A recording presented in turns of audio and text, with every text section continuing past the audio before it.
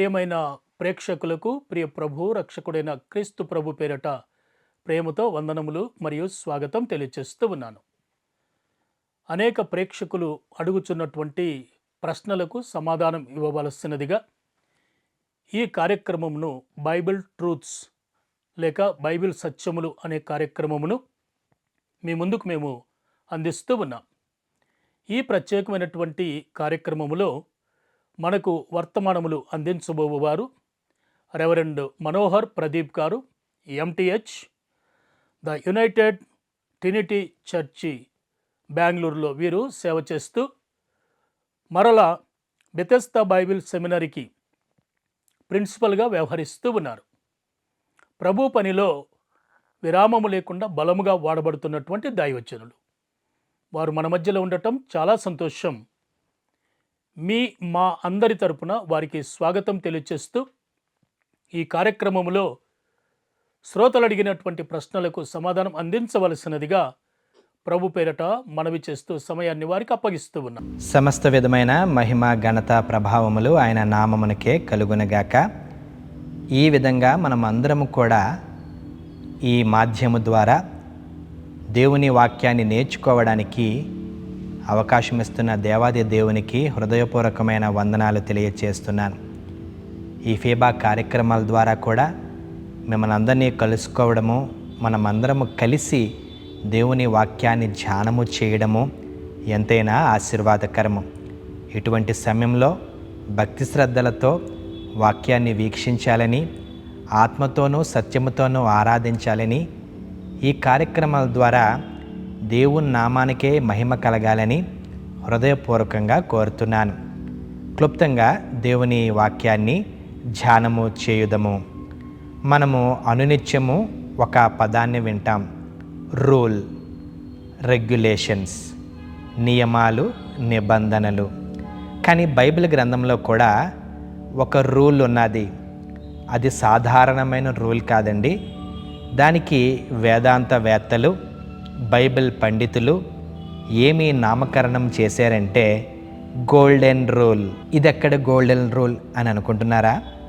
మత్తయి సువార్త 7వ అధ్యాయము 12వ వచనాన్ని కానీ మనము చూస్తే 12వ వచనంలో, కావున మనుష్యులు మీకు ఏమి చేయవలెనని మీరు కోరుదురో అలాగుననే మీరును వారికి చేయుడి. ఇది ధర్మశాస్త్రమును ప్రవక్తల ఉపదేశమునై ఉన్నది. దీనిని గోల్డెన్ రూల్ అని పిలవడం జరుగుతుంది. అంటే సింపుల్గా బైబిల్ గ్రంథం అంతా కూడా ఒకే ఒక్క వాక్య భాగంలో మనము చూసేస్తున్నాం. ధర్మశాస్త్రము అని అనేసిందండి వాక్యము. ధర్మశాస్త్రములో ఏమున్నాదో ఒకే ఒక్క వచనం ద్వారా పరిశుద్ధాత్మ దేవుడు మనతో మాట్లాడుతున్నాడు. ధర్మశాస్త్రమును అలాగే ప్రవక్తల ఉపదేశమునై ఉన్నది. ఏ ప్రవక్త అండి? చిన్న ప్రవక్త, పెద్ద ప్రవక్త అంటే కాదు. మొత్తం ప్రవక్తల యొక్క మెసేజ్, సందేశం ఏంటంటే మనము ఏమి కోరుకుంటామో మనము కోరుకున్నది ఇతరులు కూడా కోరుకుంటారు అనే సత్యాన్ని బైబిల్ గ్రంథం మనకి తెలియచేస్తున్నదండి. ఇంకొంచెం మనం ముందుకు వెళ్ళినట్లయితే ఇంకొక వాక్య భాగం కూడా మీతో నేను పంచుకుంటాను. మొదటి యోహాను, భక్తుడైన యోహాను రాసిన మొదటి పత్రిక 3వ అధ్యాయము 18వ వచనం. చిన్నపిల్లలారా, మాటతోనూ నాలుకతోనూ కాక క్రియతోనూ సత్యముతోనూ ప్రేమింతుము. అంటే మనము చేసేటువంటి క్రియలు ఎలాగుండాలంటే అది క్రియల రూపంలో ఉండాలి. అంటే మనము కేవలము మాటతో కాకుండా క్రియల రూపంలో చెయ్యాలి అనేటువంటి సత్యాన్ని బైబిల్ గ్రంథము మనకి బోధిస్తున్నదండి. చూడండి, ఈ మధ్యకాలంలో ప్రపంచంలో ఎన్నో యుద్ధాలు జరుగుతున్నాయి. సత్యం చెప్పన, మనకు తెలిసి ఒకటో రెండో. ఒక యుద్ధం ఏంటంటే ఇరాన్ వార్ జరుగుతుంది. ఇంకొంతమందికి గుర్తుండే ఉంటుంది రష్యాకి ఉక్రెయిన్కి, మనకి ఇవే తెలుసు. కానీ మీరు ఇంటర్నెట్ చూడండి, ఏదైనా ఆర్టికల్ చదవండి, మనకి తెలిసి తెలియకుండా 58 యుద్ధాలు ప్రపంచంలో జరుగుతున్నాయి. ప్రపంచంలో యుద్ధాలు జరుగుతున్నప్పుడు ఒక సగటు క్రైస్తవుడిగా, సగటు క్రైస్తవురాలుగా మనము ఎలాగ జీవించాలి అనే సత్యాన్ని వాక్యము నుండి మీతో నేను పంచుకుంటాను. 7వ అధ్యాయం 12వ వచనం ఇందాక చదివాను, ఇంగ్లీష్లో చదువుతాను. In everything you do to others as you would have them to do for this is the law and the prophets. మనము ఇతరులకి ఏమి చేయాలంటే, నువ్వేం కోరుకుంటున్నావో అది ఇతరులకి చేయాలట. పండగ వస్తుంది, మనకేవో బట్టలు కావాలి. మనము కొంటున్నప్పుడు ఎలాంటివి కొనుక్కుంటామంటే, ఉన్న దాంట్లో కాస్ట్లీది కొనుక్కుంటాం, ప్రశస్తమైనది కొనుక్కుంటాం. ఒకసారి మన గుండెల మీద చేసి చెప్దామా, ఇతరులకి కొనాలి అంటే అంత క్వాలిటీ ఇవ్వమండి. ఇది మనుషుల యొక్క స్వభావము. మనకి మంచిది కొనుక్కుండేటువంటి మనము ఇతరులకి ఇస్తున్నప్పుడు అంత ప్రశస్తమైనది మనలో చాలామంది ఇవ్వము. బైబిల్ అలా చెప్పట్లేదు.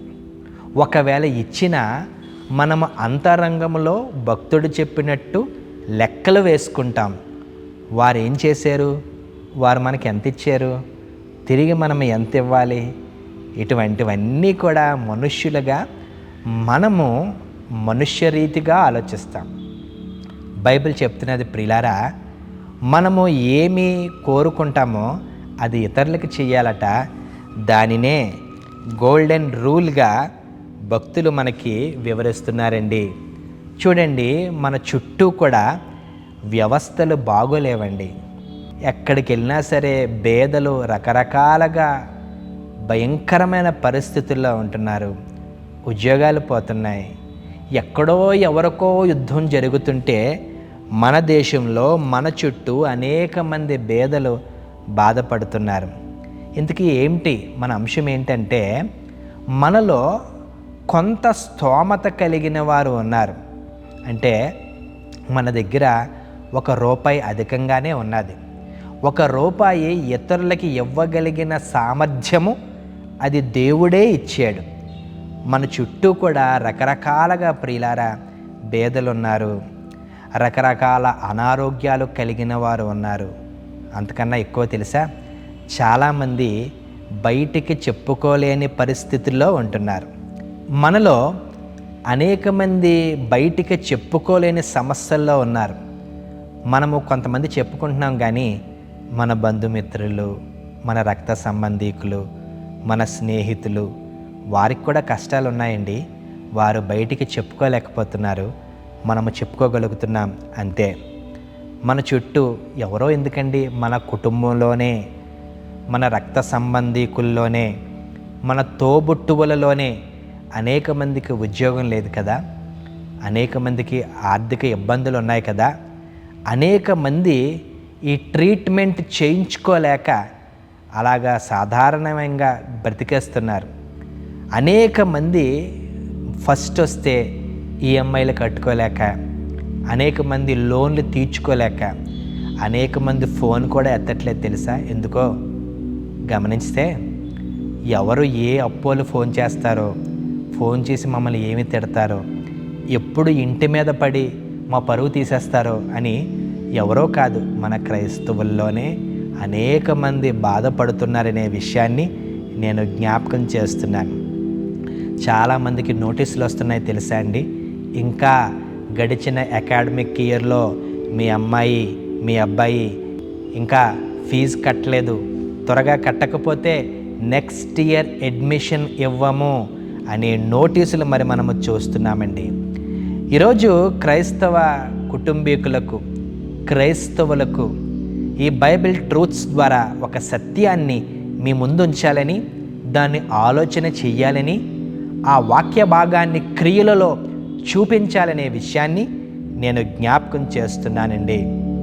చూడండి, మనలో అనేక మందికి చెయ్య పైనే ఉన్నది కానీ చెయ్య కింద లేదు. ఒక అడుగు మనము చాలామంది పైనే ఉన్నాము కానీ కింద లేము.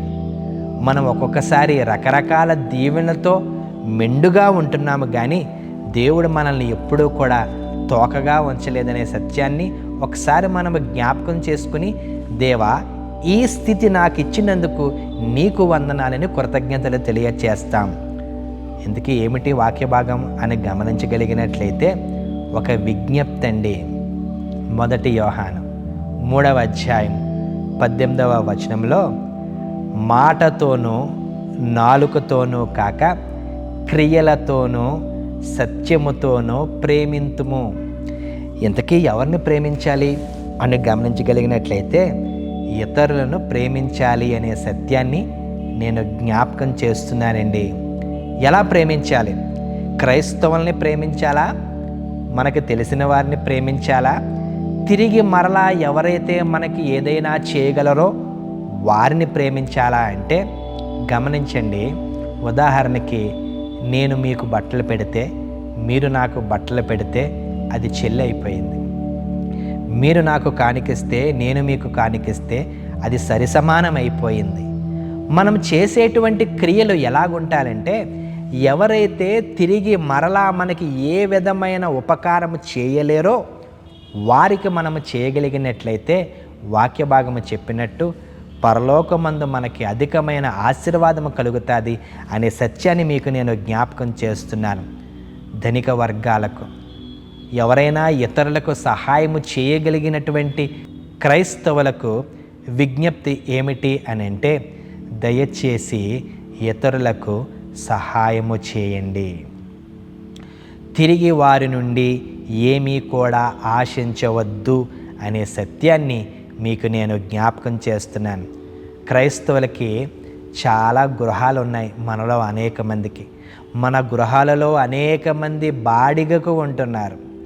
క్రీస్తు ప్రేమను చూపించి ఒకవేళ మన గృహాలలో బాడిగలకు ఉంటున్నవారు ఒకవేళ కట్టలేని స్థితిలో ఉంటే, ఆ పాత నిబంధన కాలంలో ద్వితీయోపదేశ కాండంలో చెప్పబడినట్టు సునాద సంవత్సరాన్ని ప్రకటించుదాం.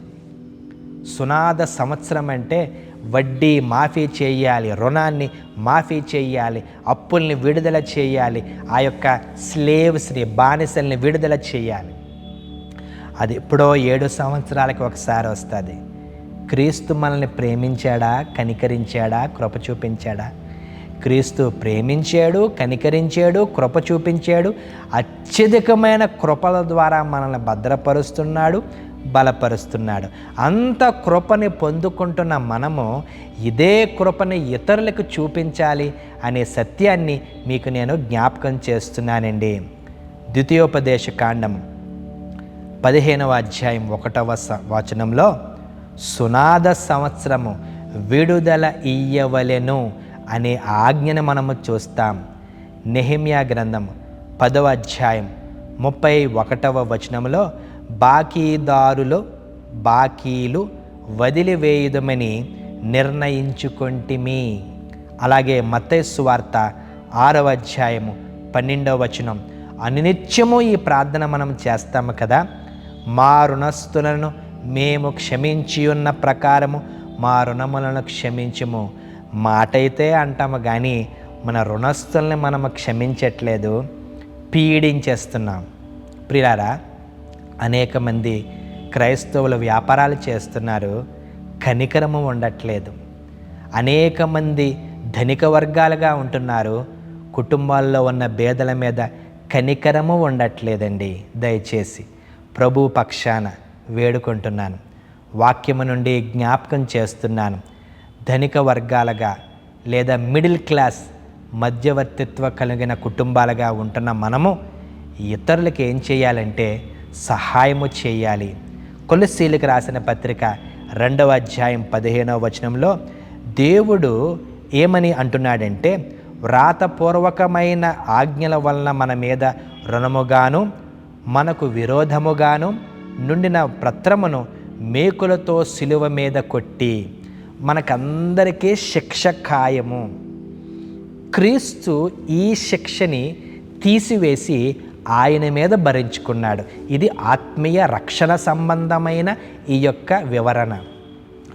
మనము మన వంతు సహకారంగా మనలో ఉన్న భేదలు, కుటుంబాల్లో, మన స్నేహితుల్లో, మనకు తెలిసిన వారిలో ఎవరైనా ఉంటే కనికరించి క్రీస్తు మనల్ని ఎలాగైతే ప్రేమించాడో అదే కనికరాన్ని ఇతరులకు చూపించాలని, ఏదో ఒక విధంగా ధనికులుగా ఉన్న మనము, ఒక చెయ్యి పైనే ఉన్న మనము, ఆధ్యాత్మిక ఆర్థిక స్థితిగతులుగా ఉన్న మనము ఇతరులకు సహాయం చేయాలని, తద్వారా ప్రేమను కనికరంతో కలిగి క్రియల రూపంలో చూపించాలని హృదయపూర్వకంగా కోరుతున్నానండి.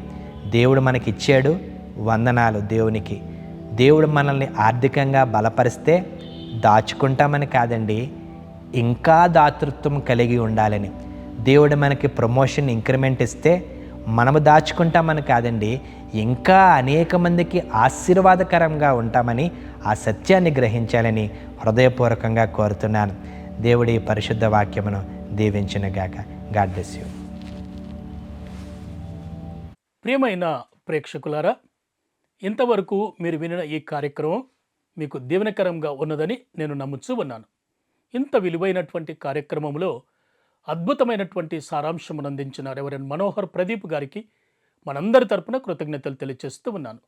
మరొక విషయం ఏమిటంటే, మీకేమైనా బైబిలులో అర్థం కాని ప్రశ్నలు ఉన్నట్లయితే మీ ప్రశ్నను వివరముగా అడ్వాన్స్గా మీరు మాకు తెలియపరిచినట్లయితే మీ ప్రశ్నకు ఈ కార్యక్రమంలో సమాధానం అందించే ప్రయత్నం చేస్తాం.